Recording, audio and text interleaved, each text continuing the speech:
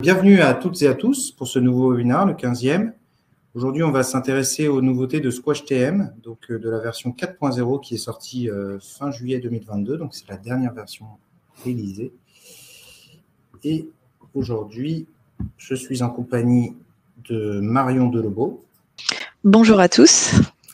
Product Owner de Squash TM qui va vous faire la démo, répondre à vos éventuelles questions. Puis moi, je suis toujours en charge de la communication de Squash. Si vous avez des questions aussi autour de cet aspect-là, n'hésitez pas à les poser. Rapidement présenter, pour ceux qui ne connaissent pas l'activité d'Enix, qui est donc l'éditeur de Squash.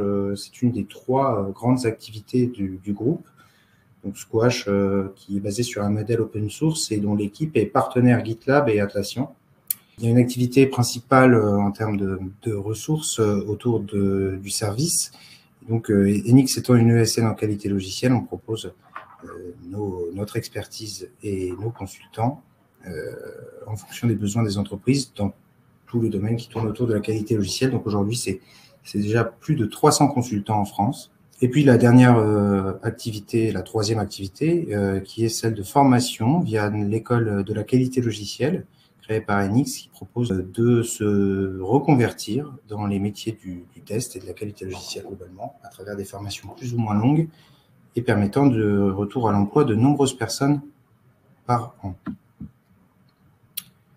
Donc le chiffre d'affaires et l'effectif, comme évoqué précédemment, a évolué de manière croissante ces dernières années. Et puis on peut voir que les activités du groupe constituent des parts dans notre chiffre d'affaires. Donc, la principale source de revenus pour nous est le service et le conseil. Et la formation et l'édition logicielle de Squash arrive ensuite. Enix, pour présenter un peu plus précisément les actions du groupe. Alors, c'est l'organisation et l'animation du club qualité logicielle. La prochaine session est déjà prévue. Elle aura lieu le 18 octobre prochain. Par défaut, tous les clients de Squash sont invités. Pour toute autre personne qui serait intéressée à l'idée d'y participer, n'hésitez pas à nous partager votre volonté de venir via le site du Club Qualité Logicielle. Vous trouverez tous les moyens de vous y inscrire. Et l'après-midi du 18 octobre aura donc lieu là aussi le Club Utilisateur Squash qui permettra à toute personne le souhaitant d'échanger avec les product owners de Squash TM et Automne et DevOps.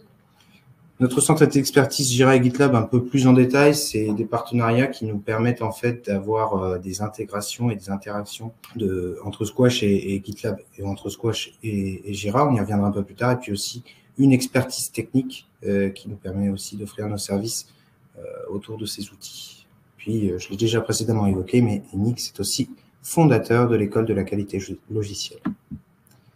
Juste avant de rentrer dans le vif du sujet du sommaire de ce webinaire particulier, tout petit rappel pour vous rappeler que la suite Squash, c'est 3 modules.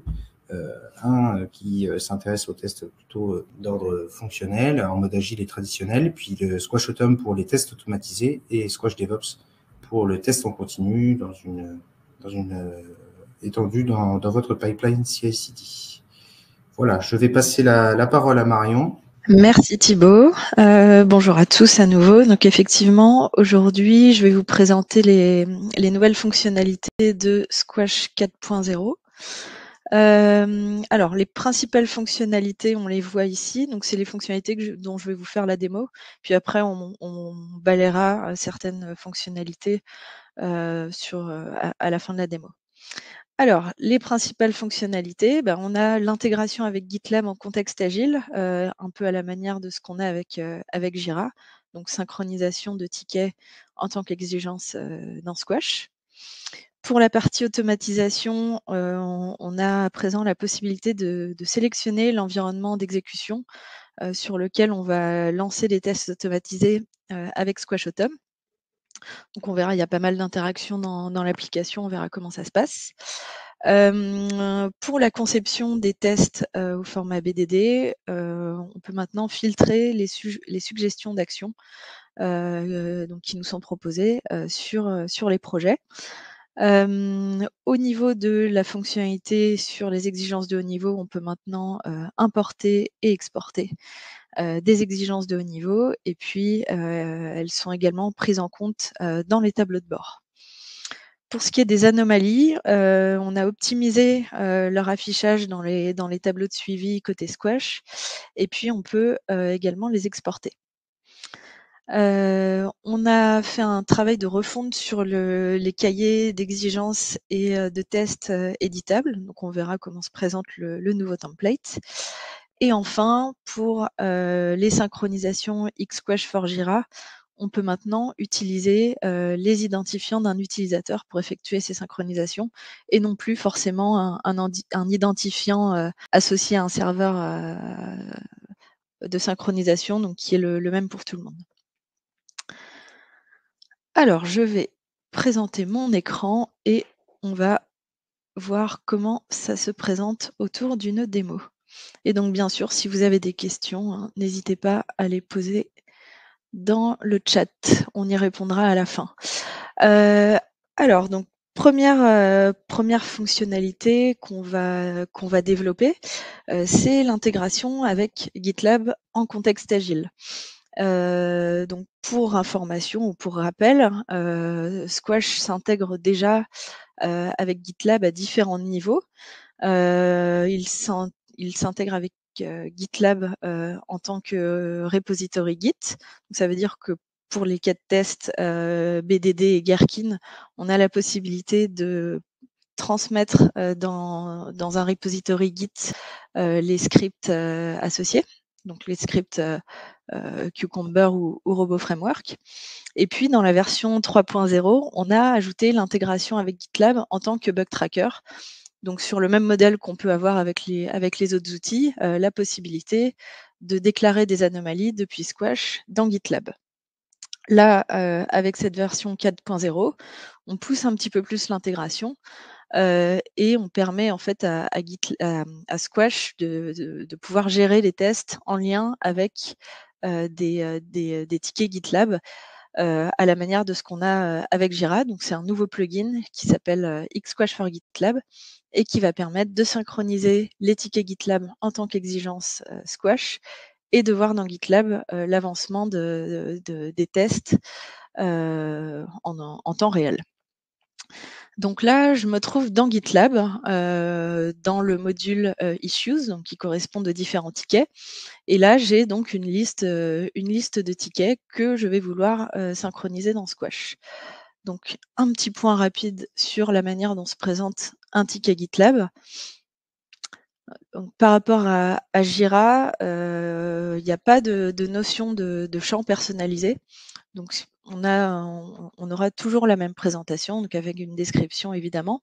Et en fait, la plupart des informations va être gérée au niveau du champ label. Donc, ce sont des tags où on peut mettre tout un tas d'informations et notamment la priorité, la catégorie du ticket, son statut ou d'autres informations. On a également une notion de milestone et d'itération qui correspondent au sprint ou aux versions selon la manière dont on les utilise. Et voilà, c'est à peu près tout ce qu'on a besoin de savoir pour cette démonstration. On a également dans GitLab une notion de tableau où l'on va pouvoir afficher des éléments dans différentes colonnes qui peuvent être triés, donc différentes issues. Donc là, en l'occurrence, mon tableau ici ne contient que les tickets qui ont la catégorie User Story. Donc, je vais maintenant passer dans Squash. Au niveau de l'administration, donc là, je vais vous montrer comment configurer le plugin. On va voir que c'est assez proche de ce qu'on avait avec Jira. Donc, je vais au niveau de mon projet, dans Plugin, j'ai une nouvelle ligne ici. Je peux accéder à la page de configuration. Et depuis cette page de configuration du plugin, je vais avoir la possibilité notamment d'ajouter des nouvelles synchronisations et donc des nouveaux périmètres de tickets GitLab à synchroniser. Alors, pour ajouter une synchronisation, donc on a un petit bouton plus. donc je vais pas faire toute la démo de l'ajout d'une synchro, je vais juste vous préciser quelques notions qu'on entend dans l'ajout d'une synchronisation.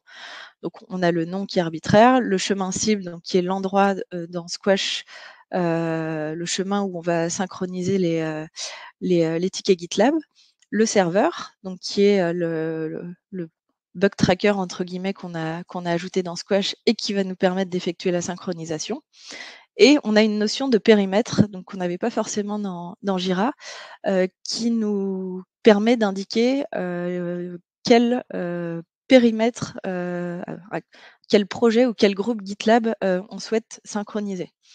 Puisque dans GitLab, les projets sont un petit peu plus cloisonnés que ce qu'on peut avoir dans Jira. Donc là, il est nécessaire de préciser un périmètre, donc qu'on peut retrouver au niveau de l'URL des projets ou des issues, et on a la possibilité de synchroniser soit toutes les issues d'un projet à GitLab ou soit les issues d'un groupe, donc d'un ensemble de projets. Une fois qu'on a sélectionné le périmètre, on a 2 types de synchronisation qui sont possibles. Une sélection par issue, donc qui va nous permettre d'aller de prendre par défaut toutes les issues qui sont dans le périmètre, et dans Squash, lors de la définition de la synchronisation, d'ajouter des filtres sur les différents champs des issues. Par exemple, sur les labels, par exemple, la possibilité de sélectionner un ensemble de labels correspondant aux issues que l'on souhaite sélectionner. Donc voilà pour cette partie-là. Et puis on a également un deuxième type de synchronisation qui est la synchronisation par tableau, où là cette fois-ci c'est GitLab qui a la main sur le périmètre finalement à synchroniser. Il n'y a pas de notion de filtre additionnel. Et donc là on synchronise un tableau tel qu'il a été défini dans GitLab. Donc 2 possibilités. Je vais repasser sur la synchronisation en issue, et on a également une notion d'organisation. Alors la notion d'organisation, ça va nous permettre de voir comment vont être organisées les issues synchronisées dans l'arborescence des exigences. Donc on a plusieurs possibilités. Donc à plat, donc ça veut dire que toutes les issues vont être synchronisées à la racine du répertoire de synchronisation, par itération ou par milestone. Donc ça veut dire qu'elles vont être un sous-dossier va être créé pour chaque itération, chaque milestone, et les issues vont être réparties au bon endroit. Et par arborescence, donc là c'est dans le cas où on va synchroniser, le périmètre de synchronisation va être un groupe de projets GitLab où on va retrouver un sous-dossier pour chaque projet. Donc plusieurs possibilités à ce niveau-là. On a ensuite la possibilité d'effectuer un mapping entre les champs Squash et les champs GitLab, avec possibilité de sélectionner côté Squash et côté GitLab le champ que l'on veut mapper. Et donc, comme je le disais au début, dans GitLab, la plupart des infos se trouvent au niveau du champ label. Et donc, pour tout ce qui est catégorie, statut et priorité, donc qui sont des champs listes dans Squash, on a la possibilité, au niveau de ce bloc-là, de faire un mapping entre des valeurs précises d'un label avec les valeurs des listes côté Squash.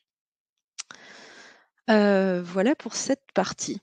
Donc moi, dans cet exemple-là, j'ai choisi de synchroniser un tableau donc, qui contient toutes les user stories que j'ai organisées par itération, et puis les anomalies qui sont issues d'une synchronisation par ticket avec un filtre sur un label précis.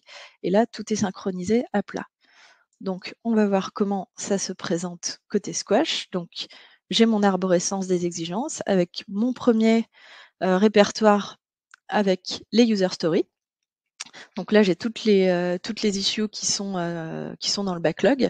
Et là, ensuite, je retrouve mes itérations, donc qui correspondent à mes sprints dans le jargon GitLab, avec à chaque fois les issues correspondantes qui sont dans chacune de ces itérations. Et puis en dessous, j'ai les anomalies. Donc là, j'en ai qu'une qui a été synchronisée dans un autre répertoire. Donc si je vais au niveau de l'exigence synchronisée dans Squash, hop, on va agrandir un petit peu. Je retrouve les informations classiques avec les mappings qui sont bien respectés par rapport à ce que j'avais paramétré. Donc j'avais fait un mapping au niveau des champs statut criticité et catégorie. J'avais mappé également le champ label avec un champ personnalisé de squash. Je récupère la description, des pièces jointes également s'il y en a au niveau de la description. Et donc, on va voir ensuite, donc là, l'idée, en tant que testeur, c'est que je récupère ces informations, je crée mes tests et je les lis à l'exigence synchronisée. Donc là, c'est ce que j'ai déjà fait ici. Donc là, j'ai un test qui est lié, qui a été exécuté en succès. Donc au passage, c'est une petite nouveauté de la version 4. On voit maintenant, au niveau du bloc 4 tests vérifiant cette exigence, le statut de la dernière exécution des tests. Donc là, j'ai toutes mes infos ici et donc si je vais côté GitLab, donc je vais cliquer sur le lien du ticket. On va voir que j'ai un suivi au niveau de chaque ticket qui va m'indiquer l'avancement de la rédaction des tests et de l'exécution des tests à travers des indicateurs. Donc c'est pareil, à nouveau un petit peu comme ce qu'on avait avec Jira. Et donc ces indicateurs-là, ils sont postés sous forme d'une note, d'un commentaire au niveau du ticket GitLab qui est mis à jour dès qu'il y a une modification côté Squash. Et donc ce reporting peut être activé ou désactivé pour chaque projet. Voilà pour cette partie intégration avec GitLab. Donc là, l'idée pour la suite, c'est d'avoir un petit peu comme on avait avec Jira, un assistant qui va permettre de concevoir des plans d'exécution à partir d'un périmètre de tickets GitLab. Alors, on va passer à la deuxième fonctionnalité maintenant. Donc on va parler d'automatisation. Et donc, on a maintenant la possibilité de sélectionner l'environnement d'exécution lorsqu'on lance des tests avec Squash Automne. Donc, les environnements d'exécution. Donc là, je vais aller dans l'administration au niveau d'un serveur d'automatisation. Donc là, je suis dans automatisation, serveur d'exécution automatisé. J'ai un serveur d'exécution Squash Automne. Et au niveau de la page de ce serveur, j'ai un nouveau bloc qui s'appelle environnement et qui va en fait m'indiquer pour l'orchestrateur qui est derrière ce serveur Squash Automne, qui va m'indiquer les environnements d'exécution qui sont disponibles. Et donc ça, c'est quelque chose qui se paramètre au niveau de l'orchestrateur Squash. Donc ces environnements, je les vois ici, dans la section environnement disponible. Ils sont caractérisés notamment par un ensemble de tags que l'on voit ici. Donc ça, les tags, ça peut correspondre à des OS, à des technologies de test, à des navigateurs, enfin un peu ce qu'on veut. Encore une fois, ça se paramètre côté orchestrateur. Et donc moi là, ce que je vais pouvoir faire côté Squash TM, c'est à partir de ces environnements disponibles, pouvoir définir des tags d'environnement par défaut. Et donc, ce sont des valeurs qui vont être proposées par défaut à l'utilisateur au lancement des tests automatisés depuis l'espace campagne. Il pourra bien sûr modifier ces valeurs, mais par défaut, on lui proposera celles qui ont été définies ici. Donc là, par exemple, je choisis Cucumber. Je vois que la liste des environnements disponibles est filtrée. Donc, ça m'indique simplement si un environnement correspondant à à la combinaison des tags que j'ai sélectionnés est bien disponible. Et donc, mes tests ont une chance d'aboutir. Donc là, c'est la première étape. Au niveau du serveur, je peux définir, si je le souhaite, des tags d'environnement par défaut. Je vais maintenant aller au niveau des projets. Donc, on va sortir ici. Hop. On va se placer au niveau d'un projet qui est bien relié à l'orchestrateur. On va aller au niveau de la partie automatisation. Et donc, par défaut, lorsque je lie un projet à mon serveur d'automatisation, je retrouve ce bloc environnement par défaut et donc j'ai la valeur par défaut définie au niveau du serveur qui va être prise au niveau des projets. Si je le souhaite, j'ai la possibilité de modifier cette valeur par défaut et donc de définir des valeurs différentes pour chaque projet lié au même orchestrateur. Ça, il n'y a pas de souci et je vois toujours si la combinaison des tags sélectionnés correspond bien à un environnement disponible. Autre chose que je peux faire, c'est donc en fait, ce que je vous ai pas précisé, c'est que ces environnements disponibles, ils sont liés à ce qu'on définit au niveau du champ jeton. Donc le champ jeton, on le retrouve au niveau du serveur et au niveau du projet. Et donc on n'est pas obligé de le remplir au niveau des deux endroits, mais si on le souhaite, on peut, si on souhaite cloisonner un petit peu plus les environnements accessibles pour chacun des projets, on peut redéfinir un jeton par projet qui peut être différent de celui du serveur et donc pour chaque projet, accéder à d'autres environnements d'exécution que ceux du serveur. Et donc on peut cloisonner un petit peu plus de cette manière-là l'accès aux environnements.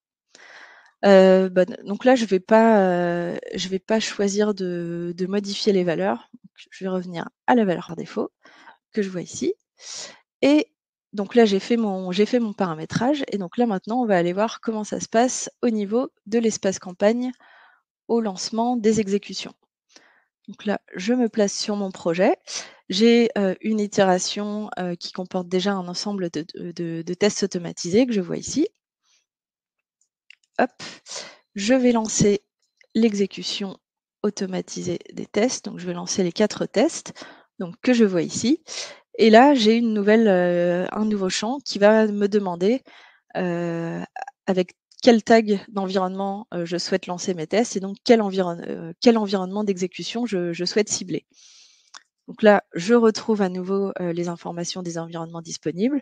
J'ai la valeur par défaut qui est indiquée à l'utilisateur, que je peux surcharger si je le souhaite uniquement pour cette exécution. Et une fois que c'est fait, je lance mes tests. Donc j'ai un petit récap des tests qui vont être lancés et mon exécution s'effectue bien. Alors je ne vais pas pouvoir vous montrer exactement comment ça marche, mais l'exécution est bien lancée sur l'environnement correspondant au tag que j'ai sélectionné. Et donc si plusieurs environnements correspondent au tag que j'avais choisi, eh bien l'exécution sera lancée sur un de ces environnements. Hop, donc là les tests sont en train de s'exécuter. On attend un petit peu.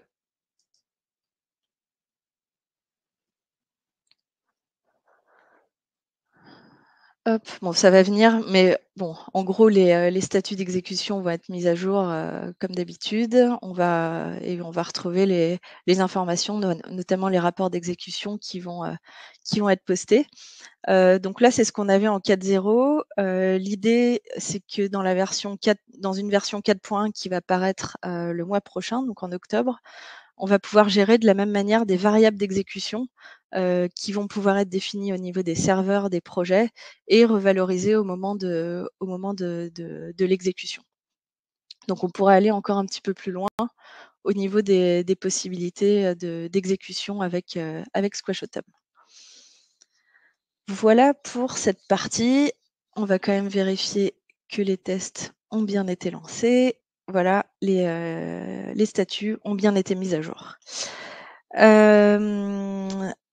Donc voilà pour cette partie sélection des environnements d'exécution. On va rester sur le volet automatisation, mais plutôt sur la partie conception, avec les 4 tests BDD que l'on voit ici. Et donc maintenant, donc je vais me placer ici. Donc pour rappel, les 4 tests BDD, donc ils se basent sur la syntaxe Gherkin, où chaque pas de test est composé d'un mot-clé suivi d'une action. On a un plugin bibliothèque d'action qui permet de gérer l'ensemble des actions donc, que l'on voit ici dans un espace dédié, donc qui est l'espace bibliothèque d'action. Et ce plugin permet également de suggérer des actions qui correspondent donc à la saisie, qui correspondent à des éléments qui se trouvent déjà dans la bibliothèque d'actions, et donc de réutiliser, de partager entre différents cas de test les mêmes actions et de les réutiliser, tout ça dans un but de faciliter l'automatisation derrière. Donc jusqu'à maintenant, les actions qui étaient suggérées, elles portaient sur l'ensemble des projets auxquels l'utilisateur avait accès. Donc ce qui pouvait amener à des choses qui n'étaient pas forcément pertinentes. Donc là, par exemple, j'ai donc ça, c'est une action qui est dans un projet qui s'appelle Xsquash, une action qui est dans un projet Squash. Donc là, j'ai les deux éléments qui me sont renvoyés. J'ai maintenant la possibilité de filtrer le projet sur lequel je souhaite que les suggestions soient faites, et donc d'éliminer les autres.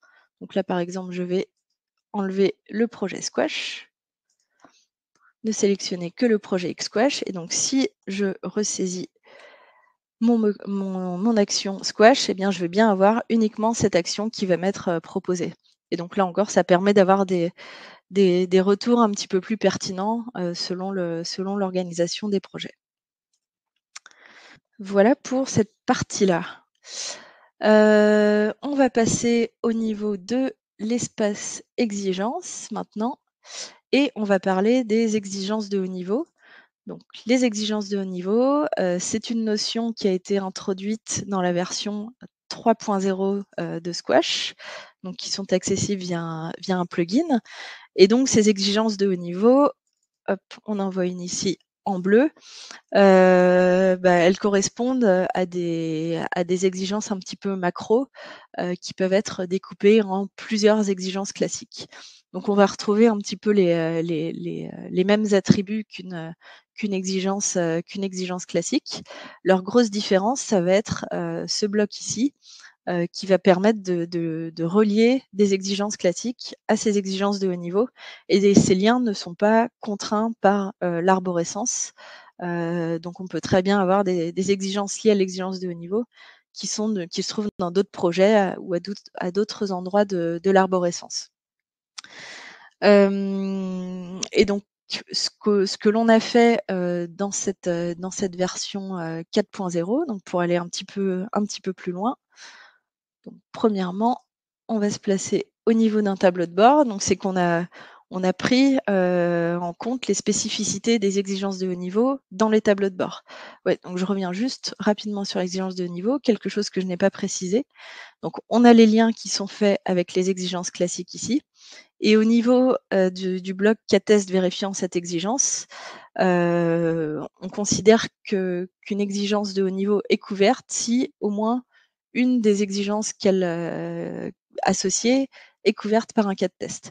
Donc dans ce bloc-là figurent à la fois les tests liés directement à l'exigence de haut niveau et également à ces exigences liées.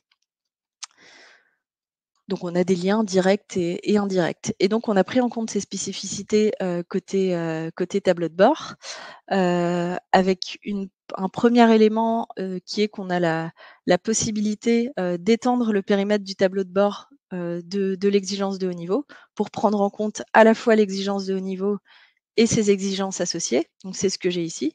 Là j'ai un dossier qui contient uniquement l'exigence de haut niveau, mais j'ai un petit filtre qui m'indique que j'ai étendu le périmètre des exigences, et donc dans ce tableau de bord est pris en compte également toutes les exigences associées.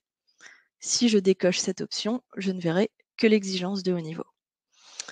Et puis deuxième chose, au niveau des indicateurs de couverture par les thèses, donc on retrouve au niveau du premier graphique ici et également des deux graphiques en bas, eh bien, on considère que mon exigence de haut niveau est couverte par plusieurs cas de test, puisque ces exigences associées, sont couvertes par des cas de test. Donc on prend en compte les cas de test liés directement et indirectement. Et autre chose au niveau des exigences de haut niveau, c'est qu'on peut maintenant les importer et les exporter, ainsi que leurs liens avec les exigences classiques. Donc je ne vais pas vous montrer le template, mais on a en gros une nouvelle colonne qui permet d'indiquer la nature de l'exigence que l'on souhaite importer, donc haut niveau ou classique, et puis un nouvel onglet qui va permettre d'importer les liens. Voilà pour cette partie. On va passer maintenant à la partie anomalie. Donc ça, c'est quelque chose qui touche un petit peu tous les espaces, puisque ça touche l'onglet anomalie connue qu'on retrouve un petit peu sur tous les objets. Mais moi, je vais vous montrer comment ça se passe au niveau de l'espace campagne. Hop, on va se mettre sur une itération. Donc on a fait 2 choses au niveau de ce tableau anomalie connue. Premièrement, on a optimisé l'affichage des anomalies qui étaient en doublon. Donc il peut arriver qu'une même anomalie soit liée à plusieurs exécutions de tests. Et ce qu'on avait précédemment, c'est que une même anomalie, du coup, s'affichait autant de fois qu'elle était liée à des exécutions. Ce qui pouvait fausser les compteurs, puisqu'au final, il s'agissait de la même anomalie. Donc, ce qu'on a fait dans cette version, c'est que désormais, pour les anomalies qui sont liées à plusieurs exécutions de tests, eh ben, on indique dans la colonne rapportée dans l'exécution plusieurs exécutions. Et donc, elles ne s'affichent qu'une fois. Et si on clique, on a le détail des exécutions en question. Donc ça, c'est quelque chose qui a été repris au niveau des tables anomalies connues, donc dans tous les espaces, et également dans les rapports bilan de campagne et itération qui détaillent pour une campagne ou une itération l'ensemble des anomalies déclarées. Et là, on a également fait ce travail de regrouper la même anomalie et de ne l'afficher qu'une seule fois. Donc ça, c'est la première chose. Deuxième chose, on a également maintenant un petit bouton export ici qui va permettre d'exporter le contenu du tableau anomalie connue au format CSV. Donc soit de toutes les lignes qui sont affichées sur la page, soit une sélection d'anomalies qu'on a effectuées dans le tableau ici. Et donc, si l'on exporte, pardon, on a un fichier CSV qui va vraiment reprendre les données telles qu'on les a dans les tables. On a le petit problème d'encodage qui est lié à Excel, mais qui peut se régler assez facilement. Et donc voilà, on retrouve vraiment les infos telles qu'elles s'affichent. On a ajouté également cette fonctionnalité pour les tables projets et utilisateurs dans l'administration. Donc vous avez maintenant la possibilité d'exporter la liste des utilisateurs ou la liste des projets directement depuis les tables de l'administration. On va maintenant passer à l'espace pilotage, où l'on a fait un travail de refonte sur les rapports cahier de test et cahier d'exigence au format éditable, donc au format Word. On en a également profité pour ajouter des informations au niveau des options d'impression. Donc au niveau des cas de test, on a ajouté une option qui permet d'imprimer les informations des dossiers, donc tout ce qui est description, champ personnalisé, nombre de pièces jointes associées. Et puis au niveau des exigences, on a également ajouté les informations au niveau des dossiers et on a rendu paramétrable le fait de pouvoir imprimer les associations au cas de test et les associations à d'autres exigences. Alors maintenant, pour le template, donc je vais vous montrer plusieurs versions. Donc le cahier de test avec toutes les options sélectionnées. Donc on a le but vraiment c'était d'optimiser un petit peu l'espace et de rendre ces rapports un petit peu plus exploitables, puisqu'avant il y avait beaucoup de sauts de ligne, les informations étaient assez éparpillées et finalement c'était assez compliqué de s'y retrouver. Donc là on s'est basé un petit peu plus sur ce qu'on avait au niveau des rapports PDF, avec beaucoup de tableaux, de choses comme ça, et on a essayé de réduire au maximum la place occupée pour condenser au plus possible les informations. Donc là, je suis au niveau de mon cahier de test. Donc là, je retrouve les dossiers qui sont ici, avec les informations ici. J'ai les informations générales de mon cas de test, avec la description, les prérequis et les pas de test qui s'affichent maintenant sous forme de tableau, avec éventuellement les exigences couvertes, les pièces jointes. Et en dessous, je retrouve les paramètres et jeux de données que j'ai ici, voilà, sur cette page-là. Et en dessous, j'ai les liens avec les exigences. Donc là, je suis dans le cas où j'ai coché l'ensemble des informations, donc j'ai vraiment tout édité. Mais là, vous voyez qu'on gagne déjà pas mal de place par rapport à avant pour ceux qui utilisaient ces rapports. Là, je vais prendre le même rapport maintenant, mais avec uniquement l'impression des pas de test cochés, donc tout ce qui est association, paramètres, jeux de données et informations complémentaires ne sont pas affichés. Et donc là, le même cas de test, il tient en à peine une page. Oui, donc ce que je disais, c'est que le sommaire reprend l'arborescence telle qu'elle est définie dans l'espace, là en l'occurrence dans l'espace exigence. Donc on va retrouver le projet, les différents dossiers, les exigences filles s'il y en a, avec la numérotation qui va vraiment suivre l'arborescence. Donc c'est plus simple de s'y retrouver par rapport à ce qu'on avait précédemment. Voilà pour ces rapports. Et donc, si je repasse sur l'interface de Squash, la dernière fonctionnalité que je voulais vous montrer, c'était au niveau de Xsquash for Jira. Donc, on va repasser dans l'administration au niveau d'un projet. Là. Donc, je vais me placer au niveau du plugin Xsquash for Jira.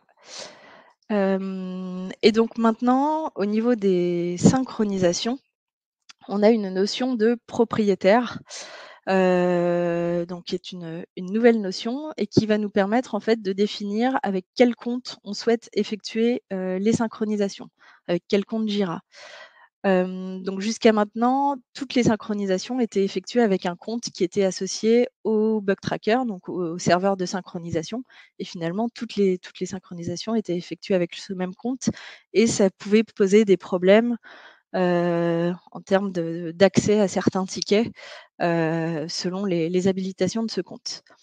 Là, à présent, on a la possibilité, lorsque l'on ajoute une synchro, de faire ces synchronisations avec son propre compte, donc avec le compte de la personne qui ajoute la synchronisation. Donc côté serveur de synchronisation, pardon, on n'est plus obligé de renseigner d'identifiant, donc ce qu'on appelle le compte technique d'identifiant. Et donc dans le cas où on ne renseigne pas d'identifiant, par défaut, la synchronisation va être effectuée avec le compte de l'utilisateur. Donc c'est le compte qu'on renseigne dans la section Mon compte. Si ce n'est pas le cas, on a une petite fenêtre qui nous permet de nous connecter. Et si jamais en revanche des identifiants sont associés au serveur de synchronisation, on a par défaut la synchronisation qui est effectuée avec le compte du serveur. On considère que si un compte est renseigné, c'est qu'on veut l'utiliser pour faire les synchronisations. Donc ça, ce sont pour les nouvelles synchronisations. Et pour les synchronisations existantes, donc que j'ai ici, on a la possibilité de modifier le propriétaire de la synchronisation. Et donc là, par exemple, tout était effectué avec le compte défini au niveau du serveur de synchronisation. Si je le souhaite, je peux m'assigner cette synchronisation et l'effectuer avec mon propre compte. Donc on a un petit bouton à cocher ici. On a la possibilité de simuler la synchronisation pour vérifier que malgré le changement de propriétaire, on a toujours accès au ticket synchronisé. Et une fois que c'est bon, on confirme et on a changé de propriétaire. Et donc, c'est maintenant les identifiants de ce compte qui sont utilisés. Et ça permet de ce fait de cloisonner un petit peu plus l'accès de chaque projet, de chaque synchronisation à un ensemble de tickets Jira. Voilà pour ces nouvelles fonctionnalités que je voulais vous montrer. Alors, on va peut-être repasser maintenant sur le PowerPoint. Voilà. Alors ça, c'est d'autres évolutions en vrac que je vous ai pas montré, mais dont je peux vous dire 2 mots assez rapidement. On a un nouveau plugin Mantis en remplacement du précédent. Donc le nouveau est basé sur l'API REST de Mantis et permet de faire des déclarations avancées d'anomalies, donc c'est-à-dire prise en compte des champs personnalisés, possibilité d'ajouter des pièces jointes directement depuis Squash, ce qui n'était pas possible avec l'ancien plugin. Voilà pour cette partie-là. On a pour les cas de test BDD la possibilité de copier-coller des pas de test BDD, donc avec prise en compte des actions reliées au bon projet. Au niveau de la recherche des cas de test, on peut maintenant modifier en masse la technologie d'automatisation et l'URL de dépôt de code source des tests. Donc ça, ce sont 2 champs à remplir pour relier un test à un script d'automatisation avec Squash Automne. Et finalement, ces 2 champs-là peuvent être souvent les mêmes pour un groupe de cas de test. Donc on peut maintenant les modifier en masse.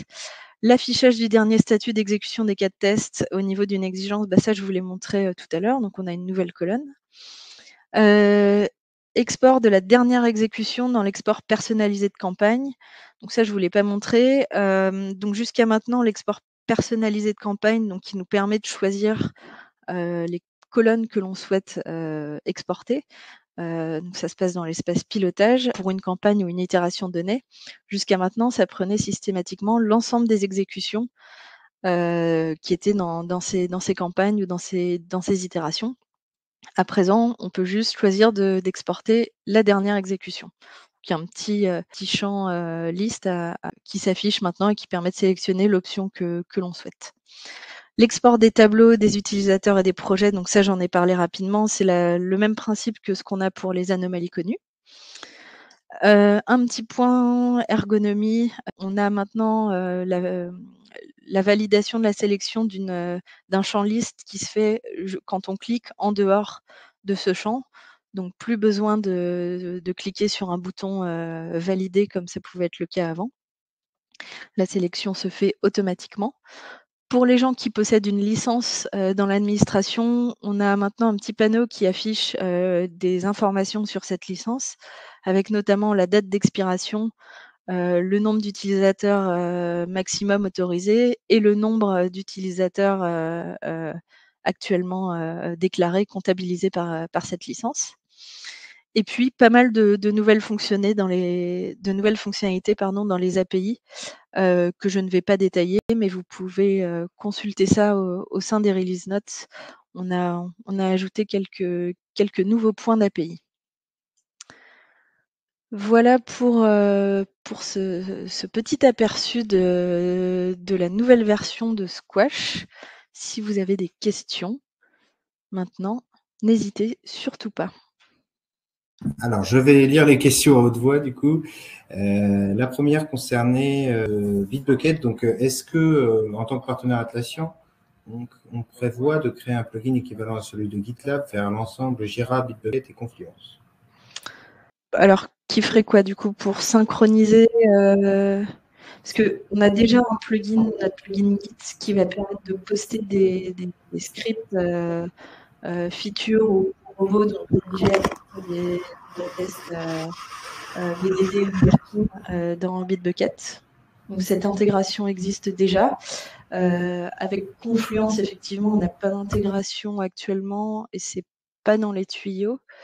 Et par contre, avec Jira, on a pas mal d'intégrations qui existent actuellement, que ce soit niveau bug tracker, niveau synchronisation de tickets. Et donc, on envisage plutôt de continuer avec Jira que de passer à Confluence, du moins pour le moment. Et avec Bitbucket, pardon, du coup, on a cette intégration au niveau du repository. Alors, est-ce qu'il est possible d'exécuter une première fois ces tests sur un environnement et une deuxième fois sur un autre environnement? Donc les tests automatisés, oui, en fait, on peut choisir l'environnement au moment de l'exécution. Donc à chaque exécution, pardon, vous pouvez redéfinir un nouvel environnement. Il n'y a pas de souci. Est-ce que l'ensemble des évolutions est disponible en version community? Non, pas toutes les évolutions que j'ai présentées. Alors peut-être que si on revient sur la slide précédente, je peux vous préciser lesquelles sont disponibles en community et lesquelles sont disponibles alors plutôt peut-être celles qui sont disponibles en premium. Donc les 2 premières sont disponibles en version community. Le filtre des suggestions d'actions BDD, ça c'est une fonctionnalité premium. Tout ce qui touche aux exigences de haut niveau, c'est premium également. Et pour le reste, alors l'export des anomalies connues, ça dépend du bug tracker que vous allez utiliser, mais en soi, sinon c'est une fonctionnalité qui est dans le cœur de Squash, donc community. Les 2 suivantes également. Et pour les autres, bah, en fait, tout ce qui touche au BDD, non, le copier-coller, c'est Community, pardon. Mantis, c'est Community également. Sur cette partie-là, alors affichage des informations de la licence, il faut avoir une licence, donc a priori c'est plutôt premium. Et les API, bah, on a certaines API qui sont disponibles uniquement en version premium et d'autres en community, donc ça va dépendre de l'API. On a d'autres questions. Donc, dans le cas où le cas de test contient des images au niveau des pas de test, est-ce que ces images sont présentes lors de la génération du cahier de test dans Squash V4? Car cela avait fonctionné dans une version 1.2. Oui, alors normalement, on devrait maintenant, on a fait ce travail-là également, on devrait pouvoir retrouver les images insérées au niveau des pas de test, que ce soit via les pièces jointes ou en copier-coller directement dans le champ, qui est possible avec certains navigateurs. On devrait pouvoir les retrouver dans les rapports. Dans les rapports éditables. Dans l'espace campagne, est-il prévu de pouvoir agrandir la pop-up de droite des cas de test, car nous avons des noms de tests trop longs lors de la création de l'itération? Oui, alors vous parlez du volet d'association. C'est dans notre backlog. Donc je ne sais pas quand est-ce qu'on l'ajoutera, mais c'est effectivement une demande qui nous a déjà été faite et donc ça figure bien dans notre backlog. L'ajout de capture impose de charger préalablement les fichiers. Est-il prévu de fluidifier l'ajout d'images dans les cas de test par glisser-déposer ou autre? Ouais, c'est une question qui revient également souvent, qui figure dans notre backlog aussi et on réfléchit à comment le faire. On est un petit peu contraint par l'éditeur de texte riche qu'on utilise, mais on est en train de chercher des solutions par rapport à ça. Et certains, alors du coup, ce qu'on sait actuellement, c'est que certains navigateurs le permettent. Alors, est-ce qu'il y a un plugin avec Azure est d'actualité? Alors, on a un plugin avec Azure DevOps, un plugin Bug Tracker, donc qui va permettre de déclarer des anomalies depuis Squash dans Azure DevOps. Et donc ça, c'est un plugin dispo dans la licence Premium qui est apparu dans la version 3.0 de Squash. Et quel navigateur le permettent? Donc j'imagine que c'est pour le copier-coller d'images dans les champs riches, il me semble, mais j'ai un petit doute que c'est Firefox. Très bien. Nous arrivons donc au bout de l'heure écoulée avec vous. Donc on est ravis d'avoir en tout cas répondu à quelques-unes de vos questions. Si vous en avez d'autres, n'hésitez pas à me recontacter par mail par la suite. Et puis nous vous tiendrons bien évidemment au courant des prochains webinaires à venir. Pour l'instant, ils ne sont pas encore déterminés. Mais là aussi, vous avez la possibilité, évidemment, de vous inscrire via la newsletter Squash sur laquelle vous pouvez vous inscrire sur notre site squashtest.com. Et quelqu'un confirme que c'est bien pour Firefox. Donc, bonne réponse. On vous remercie tous pour votre présence. Merci à Marion pour sa démo, toujours aussi claire. Et puis, on vous dit à très bientôt pour de nouveaux échanges autour de Squash. Bonne journée et au revoir. Merci à tous.